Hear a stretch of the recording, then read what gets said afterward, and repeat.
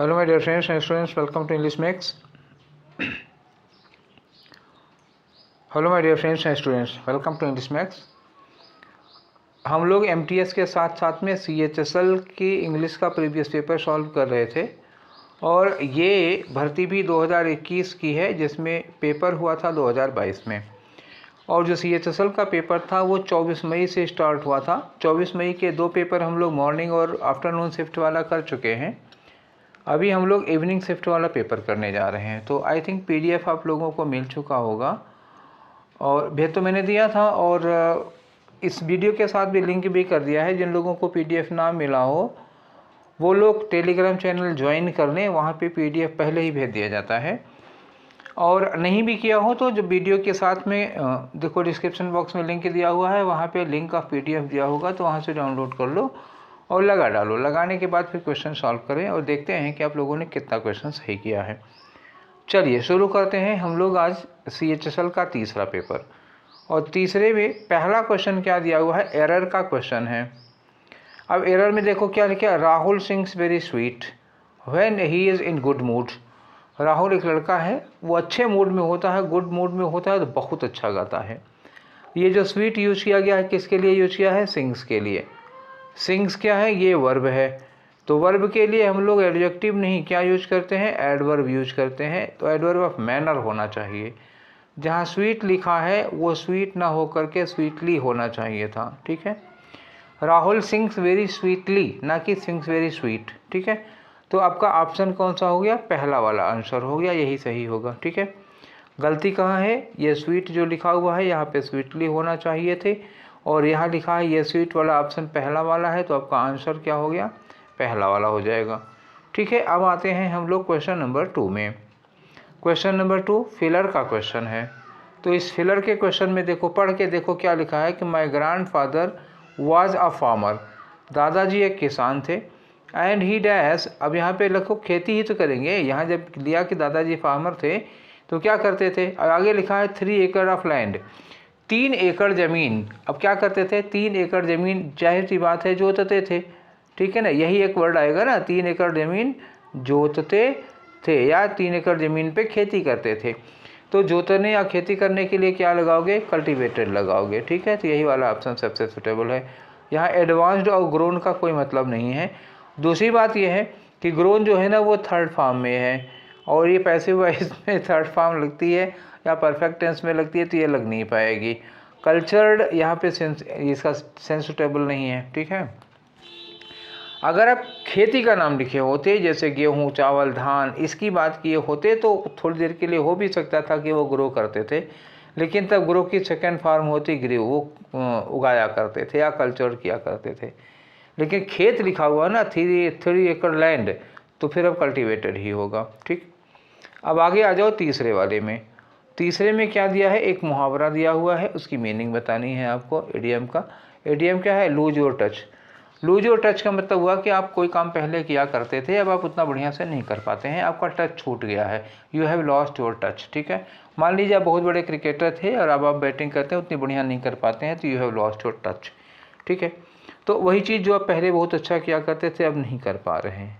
अब ये लिखा है कि doing someone a favour in hopes that he favour will be return, नहीं ये नहीं है। लिखा है कि to be passed from one person to another, ये भी नहीं होगा। Not being as successful as previously, ये होगा हमारा आंसर, ठीक है। अब उतने सफल नहीं हो रहे हैं, उतना बढ़िया नहीं कर पा रहे हैं जितना पहले किया करते थे, तो आपका आंसर कौन सा हो गया, थर्ड वाला हो गया, ठीक। अब आ जाओ चौथे वाले क्वेश्चन पे। चौथा क्वेश्चन क्या है, ग्रामेटिकल एरर। फिर एक बार, she had resigned from the post before he apologized, ठीक है। तो ही अपोलोजाइज करे, वो माफ़ी मांगे, इससे पहले उसने अपने पोस्ट से रिज़ाइन कर दिया। तो सी हैड रिज़ाइन, भैया एक बात बताओ, जब हम लोग हैड लगाते हैं तो हैड के साथ वर्ब की कौन सी फॉर्म लगाते हैं, थर्ड फॉर्म लगाते हैं। तो इसका मतलब ये रिज़ाइन गलत है, रिज़ाइन की जगह पर क्या होना चाहिए था, रिज़ाइंड होना चाहिए था, ठीक है। तो आपको एरर आई थिंक मिल गई होगी, ये रिज़ाइन वाला पोर्शन गलत है। फिर से एक बार कौन सा आंसर हुआ, पहला वाला। बड़ा आसान सा क्वेश्चन था ये। अब आगे आ जाओ साइनोनिम वाले क्वेश्चन पे, ठीक है। तो ये लिखा है बैफिलमेंट। बैफिलमेंट का मतलब क्या होता है? कंफ्यूज कर देना। बैफिल एक वर्ब होती है, बैफिल, BAFFLE, ये वर्ब है। बैफिल का मतलब क्या होता है? टू कंफ्यूज, कंफ्यूज, ठीक है, मतलब किसी को कंफ्यूज कर देना। इसी बैफिल में मेंट लगा हुआ है, एक सफिक्स है नाउन बनाने के लिए। तो अब इसमें क्या हो जाएगा? इसमें ION लग जाएगा, कन्फ्यूज़न हो जाएगा। तो बैफिलमेंट का साइनोनिम क्या होगा? कन्फ्यूज़न हो जा। प्लेजर खुशी हो गया, क्लैरिटी स्पष्टता हो गई, क्लीनलीनेस सफाई हो गई, ये सब होंगे नहीं। तो बैफिलमेंट का कन्फ्यूज़न होगा, ठीक है। सरप्राइज हो सकता है, अमेजमेंट हो सकता है, यही सारी चीज़ें हैं सब। नेक्स्ट वाला है हमारा वर्ड, क्या है? आपको एंटोनीम बताना है। किसका एंटोनीम बताना है? प्रेज का एंटोनीम बताना है। प्रेज का मतलब क्या होता है? प्रशंसा करना। क्या करना? प्रशंसा या तारीफ करना, ठीक है। तो ये प्रशंसा है। इसका जो साइनोनीम होगा वो क्या होगा? प्रेज का, प्रेज का साइनोनीम हो सकता है एडमायर करना, एप्रिसिएट करना, ये क्या हो गए? ये इसके साइनोनीम हो गए, एडमायर, एप्रिसिएट। एंटोनीम में क्या होगा? एंटोनीम में हो जाएगा क्रिटिसाइज करना, किसी की आलोचना करना या किसी को कंडेम करना, ये सब हो गया ना। ये देखो, कंडेम करना, ये सब उसके एंटोनीम हो जाते हैं। तो ये दिया है आपको एंटोनीम, कंडेम करना, तो ये मिल गया आपको, ठीक है। दूसरे वर्ड जानना चाहते हो तो चलो देख लेते हैं। दूसरे वर्ड क्या होंगे? सेलिब्रेट का मतलब किसी चीज़ को आप एंजॉय कर रहे हो। हेल का मतलब क्या होता है? रिसीव करना या किसी को वेलकम करना, ठीक है। आप लोगों ने मिस्टर इंडिया एक मूवी देखी होगी, तो मिस्टर इंडिया में लेट अमरीश पुरी साहब उसमें रोल किए थे, विलेन का मोगैम्बो बने थे और हीरो थे अनिल कपूर। तो जब मोगैम्बो आता था अंडरवर्ल्ड के अपने दरबार में, तो सारे लोग खड़े हो जाते थे, अंडरवर्ल्ड के डॉन वगैरह, वो सब खड़े होके कहते थे हेल मोगैम्बो, हेल मोगैम्बो। तो हेल मोगैम्बो का मतलब क्या होता है जानते हो? हेल मोगैम्बो मतलब मोगैम्बो का स्वागत है, ये हेल है, ठीक है। अब आगे आ जाओ, सिक्योर। सिक्योर का मतलब क्या होगा? एकदम से सुरक्षित, ठीक। तो बाकी तीनों वर्ड के मतलब आप समझ गए, लेकिन आंसर आपका क्या है? कंडेम है, इसका आंसर हो गया 2 वाला, ठीक है। अब आ जाओ क्वेश्चन नंबर 7 पे, ठीक है। देखें 7 में क्या है, कह रहे हैं इस बिटवीन की जगह पर आप सब्सटीट्यूट करो, कौन सा वर्ड हो सकता है? तो लिखा है कि we want to divide the expenses. मान लो कहीं हम लोग गए थे, मतलब 2-3 लोग थे, ये 3 लोग थे, 3 ऑफ अस, 3 लोग थे, और तीनों कहीं गए थे घूमने उमने के लिए। कुछ खर्चा वर्चा हुआ, पहले से प्लान रहा होगा कि ठीक है कि जो भी खर्चा आएगा तीनों लोग बांट लेंगे। तो मान लो अब उसमें आ गया होगा 2-4 हज़ार रुपया खर्चा, तो तीनों लोग बांट रहे हैं। तो जब कोई चीज़ 3 लोगों में बांटी जाती है, देखो 3 लिखा है, तो 2 के बीच में बांटते हैं तो क्या होता है? बिटवीन होता है, ठीक है। और 2 से अधिक हो गया, मान लो 2 प्लस हो गया, 3, 4, 5 लोग हो गए, तब हम लोग क्या यूज करते हैं? ऐसे में अमंग यूज करते हैं। तो यहाँ देख लो, यही मैंने इसलिए टिक किया ना, ये 3 लोग हैं तो बिटवीन नहीं लगेगा, तब क्या लगाओगे आप? अमंग लगाओगे, ये लगना चाहिए था, ठीक है। तो ये हो गया आपका 7वां वाला भी क्वेश्चन। अब हम लोग पहुँच गए क्वेश्चन नंबर 8 में। ये क्या है? एक बार फिर इडियम का क्वेश्चन है। At once elbow, at once elbow, elbow क्या होती है? कोहनी होती है। एट वंस एल्बो, कोई आपकी एल्बो पर है, कोई आपकी कोहनी के पास है, तो इसका मतलब क्या हुआ? नेक्स्ट टू समवन, अगला आदमी, हमसे हमारे बाद वाला, अगला, नेक्स्ट आदमी, ठीक है। अब आ जाओ 9 पे। 9 वाला क्वेश्चन क्या है? साइनोनीम है, ठीक है। आपको साइनोनीम बताना है। किसका साइनोनीम बताना है? कन्फ्रंट का। कन्फ्रंट का मतलब क्या होता है? फेस करना, सामना करना, ठीक है ना। फेस या सामना करना, टू फेस या सामना करना, ये वाला हो गया, ठीक है। तो आ जाओ, फेस करना या सामना करना। तो इसमें मिंगल का मतलब क्या हो जाता है? मंगल का मतलब मिक्स हो जाना, तो ये तो होगा नहीं। कंसील का मतलब छुपाना, ये भी नहीं होगा। चैलेंज का मतलब क्या हुआ? चुनौती देना, हाँ, चुनौती देना फेस करने जैसा हो सकता है, तो ये साइनोनियम हो जाएगा। स्कीम तो जानते ही हो, ये नहीं होगा। स्कीम को तो कोई प्लान बनाना, ठीक है, समझ में आ गया। तो इस वाले का 9th का आंसर क्या हो गया? 3 वाला हो गया, ठीक है। 10th का देख लेते हैं क्या है। क्वेश्चन नंबर 10 में वंस मोर एरर का क्वेश्चन है। लिखा है after a long and fun field day, एक बहुत ही लंबे और फन फील्ड मतलब खूब मौज मस्ती भरा हुआ था उस दिन में। The children slept themselves peacefully, तो बच्चे दिन भर खूब हुड़दंग मचाए होंगे, खूब हुड़दंग मचाने के बाद शांतिपूर्वक सो गए हैं। तो स्लेप्ट चिल्ड्रेन, स्लेप्ट बच्चे सो गए। तो ये जो स्लेप्ट है वो क्या है, इंट्रांजिटिव वर्ब है, मतलब सब्जेक्ट से शुरू और सब्जेक्ट पे ख़त्म, सो जाना। तो स्लीप जो होता है, सो जाना, इसका जो इफ़ेक्ट होता है सब्जेक्ट से शुरू और सब्जेक्ट पे ख़त्म हो जाता है, इसमें ऑब्जेक्ट नहीं होता है। तो जिसमें ऑब्जेक्ट नहीं होता है उसमें रिफ्लेक्सिव प्रोनाउन नहीं लगता है, ठीक है ना। तो इसलिए ऐसी इंट्रांजिटिव वर्ब का कोई रिफ्लेक्सिव प्रोनाउन नहीं होता, वो लगाना गलत हो जाएगा, तो यहाँ पे देमसेल्व्स नहीं लगेगा, ठीक है। तो इस वाले में कौन सा वाला पोर्शन गलत हुआ, ये देमसेल्व्स गलत हो जाएगा, यानी कि आपका आंसर क्या होगा, 2 वाला होगा, ठीक। स्लीप वगैरह मतलब कोई भी ऐसी वर्ड जो इंट्रांजिटिव होती है उसमें रिफ्लेक्सिव प्रोनाउन नहीं यूज किया जाता। अगला आ जाओ क्वेश्चन नंबर 11 पे। तो क्वेश्चन नंबर 11 में क्या है, इनकरेक्टली स्पेल्ड वर्ड। याद रखना कि इनकरेक्ट बताना है आपको। तो लग्जरियस सबसे ऊपर, यही हमको गलत दिख रहा है। लग्जरियस में देखो LUXU होता है, पहली बात तो LUXU पहले, तो ये हो जाएगा, तो ये यहीं गलत हो गया। उसके बाद R के बाद क्या होता है, Y होता है, लग्जरी। अब लग्जरी को जब लग्जरियस बनाना होगा तो ये जो Y है ना, Y कट के यहाँ IOUS हो जाएगा, लग्जरियस हो जाता है, ठीक है। बाकी इनोसेंट है, इसकी भी सही है, जेलस की भी सही है, जुडिशियल की भी सही है, ठीक है। लग्जरियस की एकदम गलत है। अच्छा, आप लोगों को कहीं ये कन्फ्यूजन तो नहीं हो रहा है, 2 तरह के जेलस होते हैं, एक जे वाला होता है और एक जेड वाला होता है। तो कहीं आप ऐसा तो नहीं सोच रहे हैं कि जेड की जगह पर जे होगा, एक्चुअली ये दोनों होते हैं। ये वाला जेलस जो होता है ना वो जलनखोर होता है, और जेड वाला जो जेलस होता है वो उत्साही जोशीला होता है, दोनों वर्ड होते हैं, ठीक है। आगे आ जाते हैं हम लोग, वन वर्ड सब्स्टिट्यूशन का क्वेश्चन है। देखो ये लिखा हुआ है वन वर्ड सब्स्टिट्यूशन। लिखा है Geeta is doubtful about getting hired as she is inexperienced at this job.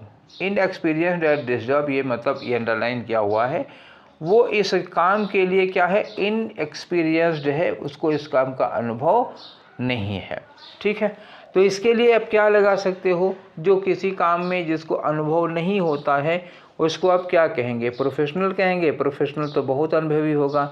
Expert कहेंगे, बिल्कुल नहीं कहेंगे। एस मतलब जानते हो क्या होता है, इक्का होता है। जो ताश खेलते हैं आप लोग, तो ताश खेलते समय जो ए वाला होते हैं, ए वाले जितने पत्ते होते हैं उनको इक्का कहा जाता है। तो ये हो गया। अब नोवाइस, नोवाइस का मतलब क्या होता है, नौसिखिया।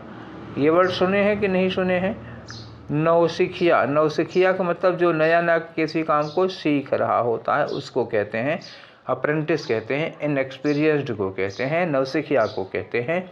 तो जब किसी काम में इनएक्सपीरियंस्ड है तो क्या होगा, नोवाइस होगा। तो आपका आंसर कौन सा हो गया, यहाँ चौथा वाला हो गया, ठीक है।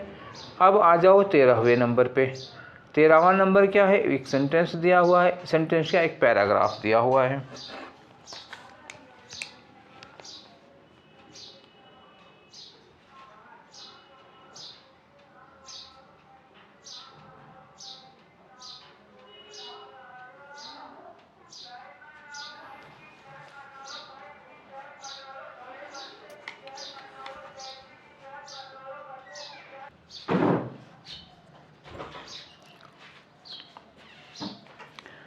तो हम लोग आ गए क्वेश्चन नंबर 13 पे। इसमें क्या दिया हुआ है, जम्बल्ड है, एक सेंटेंस है, उसके 4 टुकड़े कर दिए गए हैं। सेंटेंस के ऑर्डर जो है उसके पार्ट्स का ऑर्डर गड़बड़ हो गया है, तो उसको आप सही ऑर्डर में करिए। इस तरह से लगाइए ABCD को कि एक मीनिंगफुल सेंटेंस बन जाए, ठीक है। तो चलो इसको एक ऑर्डर में लगाते हैं। पहले लिखा is credited with saying, is credit, ये शुरुआत नहीं हो सकता, पहला सेंटेंस ये हमारा नहीं हो सकता। Do not try your feet, तो do not try your feet, अब ये भी नहीं हो सकता। Do not dry your feet, sorry ये ड्राई लिखा हुआ है, तो डू स्मॉल लेटर में लिखा हुआ, ये भी हमारा पहला नहीं हो सकता। तो ये बच्चा if you want to leave if you want to leave your footprints on the sand of time, अगर आप वक्त की रेत पर अपने फुटप्रिंट्स छोड़ना चाहते हैं, पैरों के निशान छोड़ना चाहते हैं। आगे क्या लिखा हुआ है, तो अब ये भी इसके आगे कुछ करना पड़ेगा। फिर लिखा है कि डॉक्टर APJ अब्दुल कलाम हमारे former prime minister of India जो हैं उनके बारे में लिखा हुआ है, तो उनको ये कहा गया, यहाँ लिखा इज क्रेडिटेड विद सेइंग। अच्छा, उनको ये बात कहने का श्रेय दिया जाता है। ये जो ये वाला पोर्शन है उसमें कहा गया उन्हें ये बात कहने का श्रेय दिया जाता है। अब ये एक सेइंग हो गई, सेइंग होगी तो सेइंग कौन सी सेइंग है?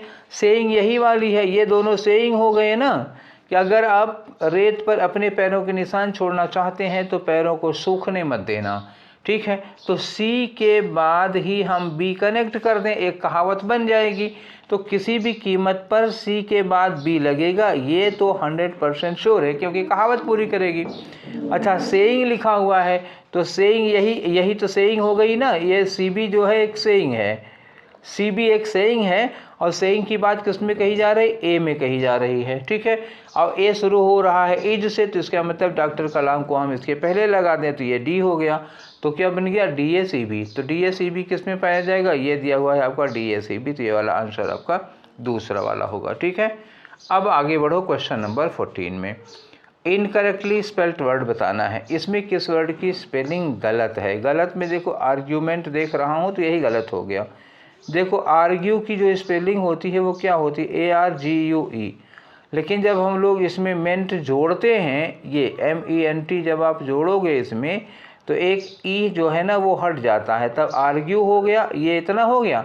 अब ई को काट के इसमें मेंट जोड़ दिया जाएगा, ई नहीं लगाया जाएगा, तो आर्ग्यूमेंट में ई नहीं आना चाहिए था। ये जो ई दिया हुआ है ये नहीं होता, तो आपका आंसर यही वाला हो गया। बाकी परफॉर्मेंस सही है, वैल्यूएबल सही है, सेक्रेटरी सही है, ठीक है। अब आते हैं हम लोग क्वेश्चन नंबर 15 में। तो 15 क्या कह रहा है? 15 में देखो वही फिलर का क्वेश्चन है। The writer declares that dash children of their childhood is a criminal act. तो राइटर जो है वो ये कहता है कि बच्चों को उनके बचपन से वंचित करना, ये देखो सब के सब लिखा है ना रॉब, तो बच्चों से उनका बचपन छीनना एक अपराध है, ठीक है। तो यहाँ पे हमें कौन सी वर्ब चाहिए? ये इज वर्ब हो गई, और यहाँ पे जो लिखा है बचपन छीनना, हमें सब्जेक्ट चाहिए। सब्जेक्ट का मतलब क्या हुआ? वर्ब की कौन सी फॉर्म सब्जेक्ट का काम कर सकती है? जीरंड, ठीक है। जीरंड जो होता है वो सब्जेक्ट का काम करता है, और जीरंड क्या होती है? वर्ब की ING फॉर्म, लेकिन जो कंटिन्यूअस टेंस में ना हो। तो यहाँ हम क्या लगा देंगे फिर? तब लगा देंगे रॉबिंग, ठीक है। क्या बनेगा? रॉबिंग चिल्ड्रन, ठीक है। Robbing children from of their childhood, किसी बच्चे से उसका बचपन छीनना इज़ अ क्रिमिनल एक्ट, एक आपराधिक कृत्य होता है, ठीक है। अब आ जाओ 16 नंबर पे। 16 नंबर किसका है? एंटोनीम है। एंटोनीम किसका? डेट्रीमेंटल है। डेट्रीमेंटल का मतलब क्या होता है? देखो, डेट्रीमेंटल का मतलब बच्चा होता है हार्मफुल, ठीक है। क्या होगा? हार्मफुल होगा, इंजरियस होगा, जो आपको नुकसान पहुंचाता है, ठीक है। अब और देख लो, हार्मफुल, इंजरियस, पेरिलस हो जाता है, ठीक है। अब इसका उल्टा आपको बताना है, उल्टा बताना होगा तो क्या होगा? जो हार्मफुल है, जो इंजरियस है, उसका उल्टा क्या हो जाएगा? हार्मलेस हो जाएगा। बेसलेस मतलब निराधार है, हार्मलेस का मतलब जो नुकसान ना पहुंचाए, तो हार्मफुल का एंटोनियम हार्मलेस होगा, ठीक है। तो आपका आंसर कौन सा हो गया? ये 2 वाला हो गया। सेंसलेस जिसके अंदर समझदारी ना हो, मीनिंगलेस जो निरर्थक हो, तो ये कोई नहीं होंगे। आपका आंसर क्या? लेस देखो सब में लगा है, लेकिन कौन सा वाला आंसर हुआ? 2 वाला हुआ। अब आओ धीरे से हम लोग पहुंच गए कहाँ? 17 पर। 17 पे एक इडियम दिया हुआ है, इसका आपको मतलब बताना है। ब्लो अप का मतलब क्या होता है? ब्लो अप का मतलब होता है उड़ा देना। अब उड़ा देना, क्या उड़ा देना बताओ? पतंग उड़ा देना, कि चिड़िया उड़ा देना, कि धुआं उड़ा देना, कि धूल उड़ा देना, क्या उड़ा देना? तो ये उड़ा देना किससे? कोई चीज़ उड़ा देना बम या विस्फोट से। किससे? विस्फोट से। कोई चीज़ कहीं बम विस्फोट वगैरह होके उड़ा दिया तो उसको कहते हैं ब्लो अप। तो क्या होगा? डिस्ट्रॉय बाय एन एक्सप्लोजन, धमाके में उड़ाना, तो ये 3rd वाला होगा, ठीक है। अब आ जाओ 18 पे। तो 18 फिर क्या हो गया? एंटोनीम हो गया। एंटोनीम किसका दिया हुआ है? ड्वार्फ। ड्वार्फ का मतलब क्या होता है? बौना, ठीक है। ड्वार्फ का मतलब क्या हो गया? बौना। अब बौना का यहाँ पर मतलब जो होगा ना, बहुत ही छोटा, ठीक है, स्मॉल के सेंस में आ जाएगा, छोटा। अब आप किस में आ गए? स्मॉल। अब आपको मिल गया मतलब। और इसका एंटोनीम क्या हो जाएगा, इसका एंटोनीम हो गया बड़ा या विशाल। ठीक है, क्या हो जाएगा, बड़ा या विशाल। तो मेजरेबल क्या हुआ, जिसको नापा जा सकता है। मीडियम का मतलब माध्यम हो गया। टाइनी का मतलब पिद्दी, टाइनी मतलब क्या होगा, पिद्दी भर का, पिद्दी भर का, पिद्दी भर क्या हो गया, छोटा ही हो गया। तो पिद्दी भर होगा तो छोटा ही होगा, ये क्या हो जाएगा, ये साइनोनियम हो जाएगा। जाइंट का मतलब होता है राक्षस। ऐसे अगर देखोगे तो जाइंट क्या होता है, राक्षस होता है। ठीक, राक्षस होगा तो ये तो नाउन हो गया। लेकिन अगर इसी को एडजेक्टिव के रूप में ले लेते हैं जाइंट का, तो इसका मतलब होता है विशालकाय। क्या हो गया, विशालकाय। विशालकाय का मतलब क्या हुआ, बहुत बड़ा हो जाएगा। तो ये हमारा क्या हो गया, एंटोनीम। यही जाइंट जो है एंटोनीम है और यही आपका आंसर हो गया। ठीक है, और भी वर्ड हैं जो विशालकाय के लिए यूज़ किए जाते हैं, वो मैं आप लोगों को बता देता हूँ कि वो कौन कौन से वर्ड और हैं जो विशालकाय के लिए लगा सकते हो। ठीक है, तो चलिए आपको दिखाते हैं और कौन से वर्ड हैं जो विशालकाय के लिए आप लगा सकते हो। ये रहे जाइंट का। अब मैं आपको ये जाइंट के लिए लगाता हूँ। देखिए, जाइंट के लिए एक तो हो जाता है बहुत बड़े के लिए मॉन्स्टरस। मॉन्स्टर माने भी राक्षस होता है, तो मॉन्स्टरस हो गया एक, ये विशालकाय हो गया। एक जाइंट आपने लिखा ही था, ये वाला हो जाएगा। एक होता है वॉल्यूमिनियस। वॉल्यूम होता है ना किसी चीज़ के साइज वाइज के लिए कहते हैं, तो वॉल्यूमिनियस का मतलब भी होता है बहुत ज़्यादा बड़ा, बहुत विशालकाय। ठीक है, और एक वर्ड आता है इसी में ह्यूज लगा सकते हो, ये हो गया। ठीक, तो ये सब मेन है इसके, जो बहुत विशाल आकार के लिए साइनोनिम के रूप में एक जाइंट ही लिखा हुआ है। तो ये आपको 5-6 हमने दे दिए। छोटे के लिए आप देख लिए, एक ड्वार्फ हो गया, एक दो ये टाइनी हो गया, पिग्मी हो जाएगा, ठीक है, स्मॉल हो जाएगा, ये सारे वर्ड आ जाते हैं। अब आते हैं हम लोग क्वेश्चन नंबर 19 में। ठीक है, तो 19 देखो क्या कह रहा है भैया।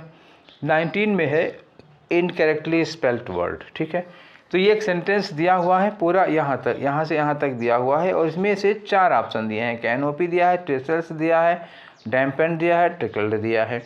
ये सब इसी में से दिए हुए हैं।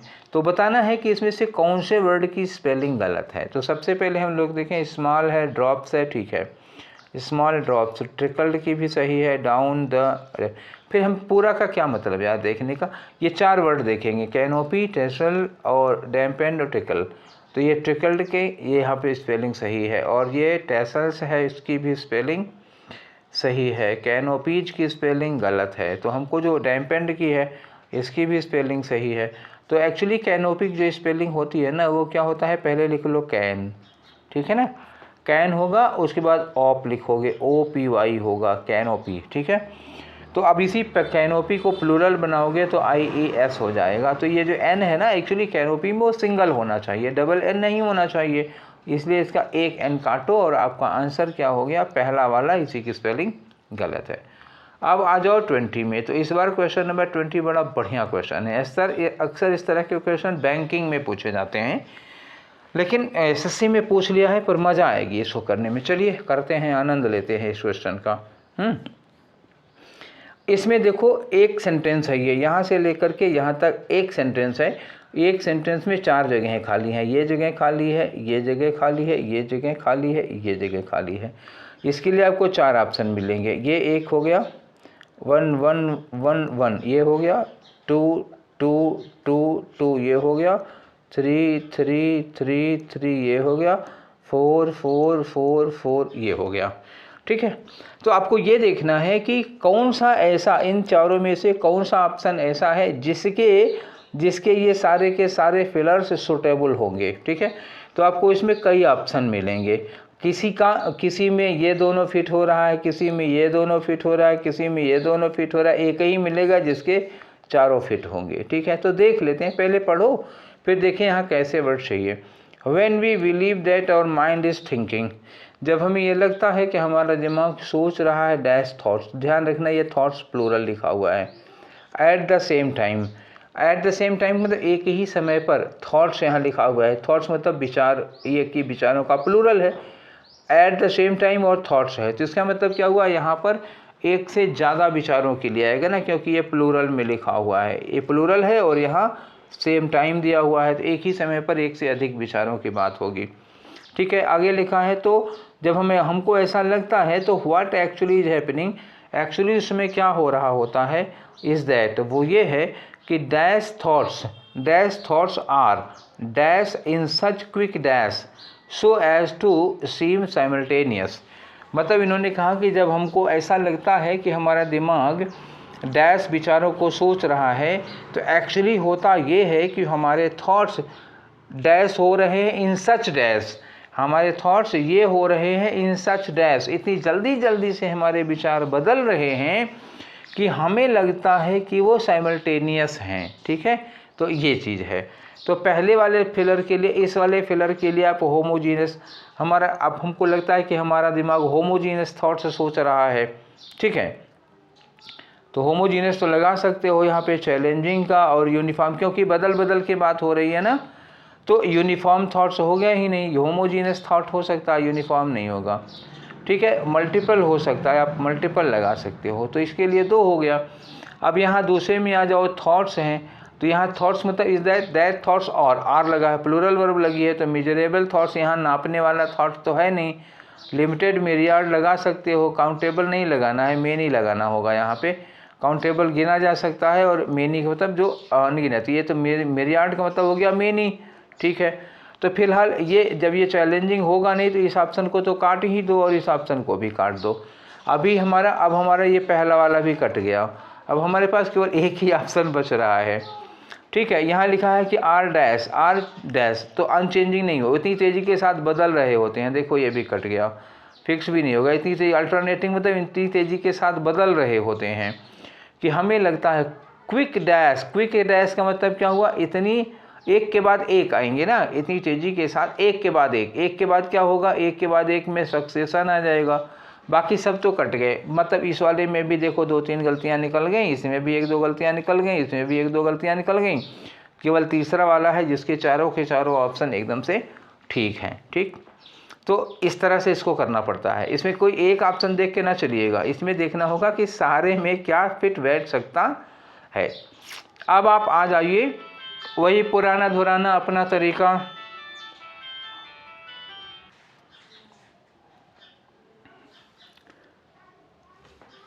तो अब हम लोग आ जाते हैं क्वेश्चन नंबर 21 में। वही पुराना वाला सिस्टम है कि एक पैराग्राफ दिया हुआ, उस पैराग्राफ में 4-5 जगहें छोटी हुई हैं, इनको भरना है हम लोगों को। तो चलो भरना शुरू करते हैं, बार बार वही चीज़ क्या बताएं कि इसमें करना क्या होगा। पहले पढ़ लेते हैं, competition is a necessary prospect for dash individuals which particular ये विद लगा हुआ है, एक बार फिर से पढ़ लें। तो अब हम लोग आ जाते हैं क्वेश्चन नंबर 21 से लेकर के 25 के बीच में। तो 21 से 25 के बीच में क्लोज टेस्ट है, एक पैराग्राफ दिया है, इसमें खाली जगह है, उसको भरना है। इसके लिए आपको एक बार पढ़ना पड़ेगा। देखो पढ़ने में है कि competition is a necessary prospect for dash individuals with particular qualities but only those who can dash their minds to work hard every day and prove themselves will be able to dash this arduous battle. It is a never-ending race to the finish line. आगे लिखा and only those who put in the effort and dedication will make it to the end. वही इसमें सफलता पाएंगे। आगे लिखा है the outcome of any exam does not dash on the last day. किसी भी एग्ज़ाम का नतीजा आखिरी दिन नहीं आता, वो शुरू से पहले दिन जब आप तैयारी कर रहे हैं उसी दिन से शुरू होता है, उसी दिन से चल रहा होता है। ठीक है ना। आगे लिखा है ड्यूरिंग योर पेपर, ठीक है, ड्यूरिंग जब आप पेपर दे रहे होते हैं तो your success is ensured with every morning, तुम्हारी सफलता हर सुबह तय की जाती है। ठीक है, that you put in work, सुबह सुबह जो आप काम शुरू करते हैं। Students must be aware of the tough environment that they are entering, students उस माहौल से बहुत ज़्यादा अवेयर होने चाहिए जिस टफ माहौल में वो प्रवेश करने जा रहे हैं। And prepare dash in order to improve their chances. ठीक है, तो इसमें कंपटीशन के बारे में दिया गया और बताया गया कि कैसे कैसे क्या क्या होता है। चलिए, तो इन्होंने कहा कि जो कंपटीशन है वो एक नेसेसरी प्रोस्पेक्ट है for dash individuals, with particular quality, जिनके अंदर अपनी पार्टिकुलर खास क्वालिटीज़ होती हैं। तो कैसे लोगों के लिए ऐसा होता है बताओ? तो मैं आपको ऑप्शन से ज़रा दिखा दूं। तो एग्ज़ाम किन के लिए एक नेसेसरी प्रॉस्पेक्ट होता है? डिस्टिंग्विश्ड स्टूडेंट्स के लिए या डिस्टिंग्विशेस के लिए? डिस्टिंग्विशेस देखो वर्ब के फॉर्म में तो नहीं आएगा, एडजेक्टिव के फॉर्म में आना चाहिए, डिस्टिंग्विश्ड या डिस्टिंग्विशिंग। तो डिस्टिंग्विश्ड मतलब होता है प्रतिष्ठित, तो ये लगेगा नहीं, प्रतिष्ठित स्टूडेंट्स के लिए नहीं लगेगा। अब ये डिस्टिंग्विशिंग मतलब खास स्टूडेंट के लिए, तो ये लग सकता है क्योंकि आगे बताया है वो स्टूडेंट जो साल भर मेहनत करते हैं, सुबह उठ के काम करते हैं, उनके लिए लगेगा। तो पहले वाले में क्या लग गया? 3 वाला लग गया, ठीक है। अब आ जाओ दूसरे वाले में। दूसरे फिलर के लिए देखो, यहीं पर हम रोकते हैं आपको ताकि ये दिखाई देता रहे। दूसरे फिलर में इन्होंने ये कहा कि उन बच्चों को मतलब लिखा है वो इंडिविजुअल्स, वो बच्चे विद पर्टिकुलर क्वालिटी, जिनके अंदर खास क्वालिटीज़ होती हैं, बट ओनली दोज, लेकिन केवल वो, who can dash their minds to work, जो अपने माइंड्स को क्या कर सकते हैं? काम करने के लिए लगा सकते हैं। तो जो अपने माइंड को काम करने के लिए लगा सकते हैं उसके लिए क्या लगाओगे? Who can get their mind to work, who then divert, who can made their mind, या मेड के बाद ये सेकेंड फॉर्म लगी है ना, तो मेड तो लगेगा ही नहीं। कैन के बाद भैया वर्ब की फर्स्ट फॉर्म लगनी चाहिए, मेड कैसे लग जाएगा? Who can put their mind, बिल्कुल, जो अपने दिमाग को लगा सकते हैं काम पे, तो ये दूसरे वाले के लिए पुट लगाओगे। तीसरे वाले में आ जाओ। तीसरे फिलर में क्या कह रहे हैं कि ये उन बच्चों के लिए होता है जो अपने दिमाग को काम पर लगा सकते हैं। आगे लिखा है put their mind to work, work hard every day और प्रूव देमसेल्व्स, तो जो अपने आप को साबित कर सकते हैं, मतलब जो मेहनती बच्चे हैं वो लोग, will be able to dash it's arduous battle, वो इस आर्डुअस बैटल, इस मेहनती, इस कठिन युद्ध में जीत सकते हैं, वही एबल होंगे।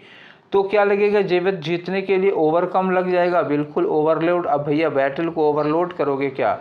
ना तो ओवर पे करोगे, ठीक है। और ओवर जॉयड, अब देखो एक बात है ना, यहाँ पे टू लगा हुआ है, तो टू के साथ हमें क्या लगानी है? वर्ब की फर्स्ट फॉर्म लगानी है, और ये ओवर जॉयड लिखा है थर्ड फॉर्म में, तो ये लगेगा ही नहीं, ठीक है। तो ये तो कट ही गए। फिर क्या बचा आपके पास? ओवरकम बचा हुआ है, तो इसमें क्या होगा? पहला वाला आंसर हो गया, ओवरकम लगेगा, ठीक है। 3 हो गए। अब आ जाओ चौथे वाले पे। चौथे फिलर के लिए हमें क्या करना है?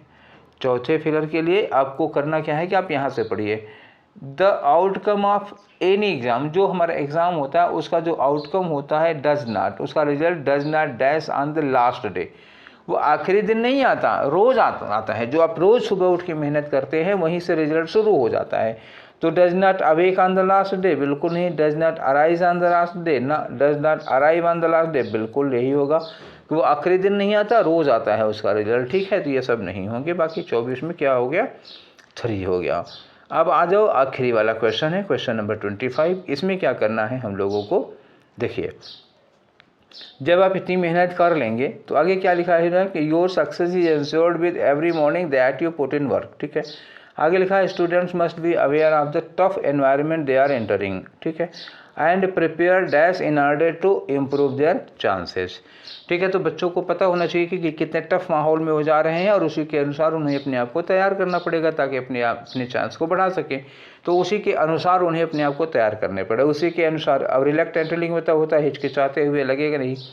कॉन्सिक्वेंटली परिणाम स्वरूप होगा। एक्सपोनेंशियली यहाँ पे लगाना नहीं है, इसका मतलब बड़ी तेज़ी के साथ, ये भी नहीं होगा, बल्कि अकॉर्डिंगली। तो मतलब जब आप जान जाएंगे कि हमको कितने कठिन माहौल में तैयारी करनी है तो उसी के अकॉर्डिंग आपको मेहनत करनी पड़ेगी। तो यहाँ क्या लगाना चाहिए? अकॉर्डिंगली लगाना चाहिए था। तो यहाँ फिर से एक बार कौन सा हुआ? 3 वाला हुआ, ठीक है। तो हम लोगों ने CHSL के भी 3 सेट लगा लिए, ठीक है। CHSL 2022 भर्ती 2021 की है। ये पेपर था 24 मई को, ठीक है। 24 मई के हम लोग तीनों शिफ्ट कर चुके हैं, फर्स्ट, सेकंड और थर्ड, तीनों शिफ्ट कर चुके हैं। तो करीब 75 क्वेश्चन हम लोग लगा चुके। अब हम लोग इसके बाद शुरू करेंगे 25 मई को जो पेपर हुआ था उसको नेक्स्ट टाइम पे, ठीक है। तो ये सेशन आप लोगों को कैसा लगा? अपनी राय ज़रूर दीजिएगा, अपनी प्रतिक्रियाएं ज़रूर दीजिएगा। और MTS CHSL दोनों साथ में चलता रहेगा, ठीक है। तो फिर मिलेंगे हम लोग नेक्स्ट सेशन में। Till then take care, thank you.